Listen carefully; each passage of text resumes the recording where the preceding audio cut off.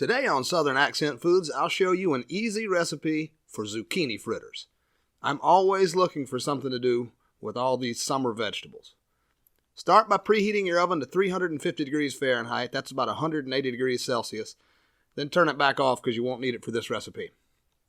Get yourself about 2 to 2.5 pounds of zucchini, cut the ends off, and grate it up on a regular old box grater. You could also use a food processor with the grating disc, but I'm not going to make that big of a production out of this. If you've been enjoying my videos, I'd really appreciate it if you'd click that like button so more people can see them. That really helps me out a lot, and I thank you.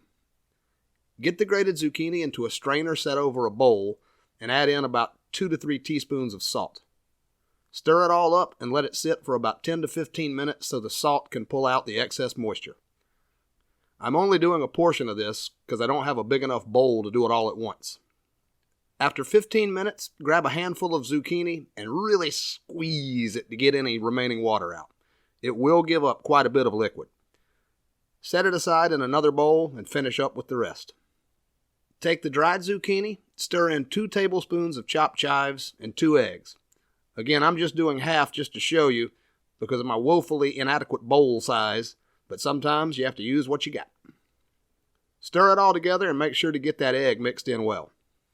In another small bowl, stir together 3/4 of a cup of all-purpose flour, 1/4 cup of grated Parmesan cheese, and 1 teaspoon baking powder. If you don't have any Parmesan cheese, you could just leave it out and use 1 full cup of flour, but I like the extra saltiness and texture.